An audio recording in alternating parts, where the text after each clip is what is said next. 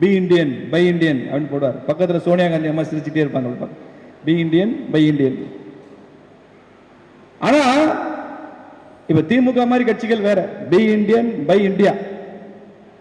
வாங்கிரு, இந்தியாவை விலைக்கு வாங்கிருங்க. இது அடுத்த stage. Swadeshi stage be a proud Indian buy Indian promote Indian pride. இது ரொம்ப முக்கியம். பொருட்களுக்கு பின்னாலே தேசபக்தி இருக்கு. நாங்கள் ஒரு தடவை இந்த மாதிரி விருதுநகரில் ஒரு கவிதை போட்டி வச்சிருந்தோம். இன்னும் 2-3 நிமிஷத்தில் முடிச்சிடறேன். கவிதை போட்டி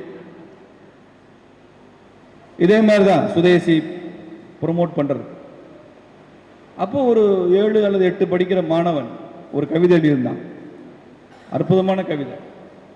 அவன் எழுதியிருந்தான், வெளிநாட்டு குளிர்பானங்களை ஸ்ட்ரா போட்டு குடியுங்கள், குளிவது உங்கள் தலை மாத்திரமல்ல, இந்த தேசத்தின் தலை குடிகிறது அப்படின்னு. அற்புதம். அடுத்த 2 வரி இன்னும் டாப். இந்தியாவின் இளநீரை அண்ணாந்து குடியுங்கள், நிமிர்வது உங்கள் தலை மாத்திரமல்ல, தேசத்தின் தலையும் நிமிர்கிறது. இப்போ நுகர்வோருக்கு ஒரு கடமை இருக்கு.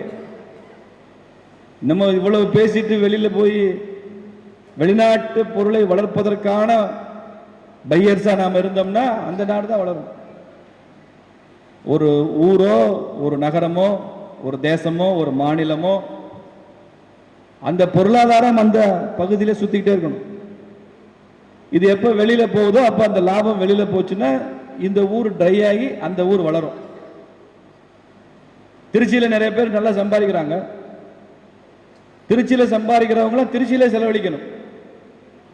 திருச்சியில சம்பாதிச்சுட்டு சென்னையில் போய் செலவழிச்சிங்கன்னா சென்னை தான் வளரும், திருச்சி வளராது. பல பேர் இங்கே பெரிய பணக்காரங்க இருக்கான். எங்கள் ஊரில் மதுரையில் தான் சம்பாதிக்கிறாங்க. அவங்க பிள்ளைக்கு கல்யாணம் போய் சென்னையில் கல்யாண மண்டபத்தில் வைக்கிறாங்க. ரிசப்ஷன் ரொம்ப கிராண்டாக இங்கே வைக்கிறாங்க. பல்லு வலினோடனே சென்னையில் போய் ஒரு டென்டிஸ்ட்டை பார்க்குறாங்க. ஏதோ ஹார்ட் பிரச்சனைங்க, உயிர் போயிடும்னா பரவாயில்ல, பல்லுக்கெல்லாம் மதுரையில் டென்டிஸ்ட் பார்க்கலாம்ல. எல்லாத்தையும் செலவெல்லாம் இங்கே, சம்பாத்தியம் பண்றதெல்லாம் இங்கே. அப்போ என்ன ஆகும்? அந்த ஊர் வளரும். இது ஏதோ நம்ம நாடு நம்ம மாநிலம், ஓகே. ஆனால் நாம சம்பாதிக்கிறது இங்க, நம்ம வாங்குற பொருட்கள்லாம் வெளிநாட்டு பொருள்னா அந்த லாபம் எங்கே போகும்? ப்ராஃபிட் எங்கே போகும்? வெளிநாட்டுக்கு போகும். அந்த செல்வம் அங்கே போகும். அப்போ இந்தியா ட்ரைன் ஆகும். நம்ம ஊர்ல ஒரு பலசர கடை வச்சிருக்காரு அண்ணாச்சி. அவர்கிட்ட நம்ம பொருட்கள்லாம் வாங்குறோம், மாச சிட்டையெல்லாம் போட்டு வாங்குறோம். அந்த பலசர கடையில் ஒரு நாள் மாரியம்மன் திருவிழா வருது நம்ம ஊர்ல, நம்ம பகுதியில். அண்ணாச்சிட்ட போய் உரிமையா, அண்ணாச்சி மாரியம்மன் திருவிழா இருக்கு, அன்னதானம் பண்ணணும், ஒரு 1000 பேருக்கு அன்னதானத்துக்கு ஹெல்ப் பண்ணுங்கன்னா அவர் 1000 பேருக்கு பண்ணாட்டி கூட ஒரு 500 பேருக்கு நான் தரேன்னு ஒத்துக்குவார். கேட்கறது எப்பயும் கொஞ்சம் கூட கேட்கணும். கேட்கறதுல நமக்கு என்ன கஞ்சித்தனம்? கொடுக்கறதுல கஞ்சித்தனம் போற அர்த்தம் இருக்கு. அவர் சம்பாதிக்கிறார். கேட்கறதுல நமக்கு என்ன கஞ்சித்தனம் இருக்கு? நல்லா லிபரலாக தாராளமாக கேட்கும். ஒரு படத்தில் கவுண்டமணி சொல்லுவான்ல, ஒரு 50 ரூபா இருக்குமான்னு கேட்பான். ஏடா அண்ணன் கிட்ட தானடா கேட்கிறேன், நல்லா கேளு. 5000 ரூபா கேள்றாமா, 5000 ரூபா கொடுக்கணே இல்லை அப்படின்றா. அது மாதிரி நல்லா கேட்கணும். அப்போ அண்ணாச்சிட்ட நீங்க பொருள் வாங்குறப்போ அண்ணாச்சி மாரியம்மன் கோயிலுக்கு அன்னதானம் பண்ணுவாரு, மாரியம்மன் கோயிலுக்கு பாலாபிஷேகம் பண்ணுவாரு. நீங்க போய் வால்மார்ட் மால்ல வாங்கினா, டிமார்ட்ல போய் வாங்கினா, ரிலையன்ஸ் மால்ல போய் பொருள் வாங்கினா, நம்ம ஊர் மாரியம்மன் கோயிலுக்கு திருவிழாக்கு அன்னதானம் போடுறோம், யாரை போய் பார்ப்பீங்க? எங்க ரிலையன்ஸ் முதலாளி தான் பார்க்கணுமா? உண்டா இல்லையா? அப்போ நம்மை சுற்றி உள்ள சாதாரண மக்கள், ஜீசஸ் கிரைஸ்ட் சொல்லுவாராம் பைபிள்ல, லவ் யுவர் நெய்பர். அப்படின்னா பக்கத்து வீட்டு பொண்ணை காதலிக்கணும்னு அர்த்தம் இல்லை.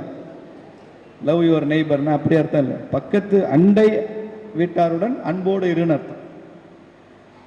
நெய்பர்ஹுட் எக்கனாமிக்ஸ்னே இருக்கு. நம்ம சுற்றி உள்ள சாதாரண மக்கள், அவங்களுடைய உற்பத்தியை நாம வாங்கணும், நம்முடைய சேவைகளை அவங்களுக்கு கொடுக்கணும், அவன் வளரணும்னு நினைக்கணும். அப்படி நமது பொருளாதாரத்தை கொண்டு பெரிய பெரிய மால்ஸும் பன்னாட்டு வணிக நிறுவனங்களும் வெளிநாட்டு நிறுவனங்களும் வளர்வதனால நம்ம நாட்டுக்கு பெரிய லாபம் இல்லை. ஆனால் அவர்களை அரசாங்கம் அனுமதிச்சுதான் ஆகும். ஏன்னா இதெல்லாம் சர்வதேச ஒப்பந்தம், சர்வதேச நிதிமுறைகள், நியதிகள். அதனால அரசாங்கம் அந்த அனுமதி கொடுக்கும். அவங்க வரத்தான் செய்வாங்க. ஆனால் வந்ததுக்கு அப்புறம் இந்தியாவில் நாம கன்சியூமரா இந்தியன் ப்ராடக்ட், இந்தியன்ஸ் ப்ராடக்ட், நம்மை சுற்றியுள்ள மக்கள் உற்பத்தி, இதெல்லாம் ஊக்குவிக்க வேண்டும் என்ற எண்ணம் நமக்கு இருக்கணும். இதுதான் consumer duty of a consumer. அதனால நமக்கு ஒரு கடமையும் இருக்கு. நமக்கு உரிமை எந்த அளவு இருக்கோ அந்த அளவு நமக்கு கடமை இருக்கு. அப்சல்யூட் ரைட்ஸ் இந்த உலகத்தில் யாருக்குமே கிடையாது.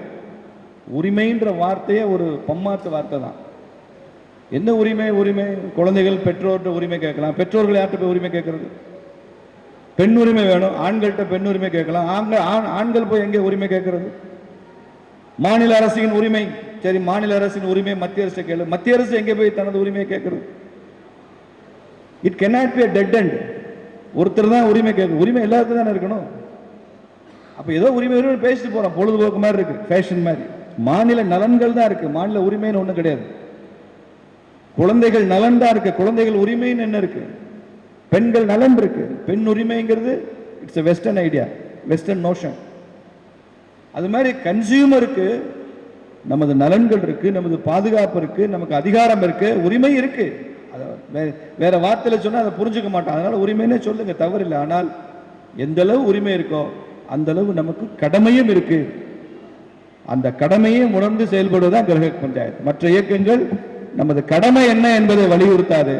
கிரக பஞ்சாயத்து நமது கடமை என்ன என்பதையும் வலியுறுத்தி சொல்ல வேண்டும் என்ற கோரிக்கையோடு விடைபெறுகிறேன். நன்றி, வணக்கம். பாரத் மாதா கி ஜெய்.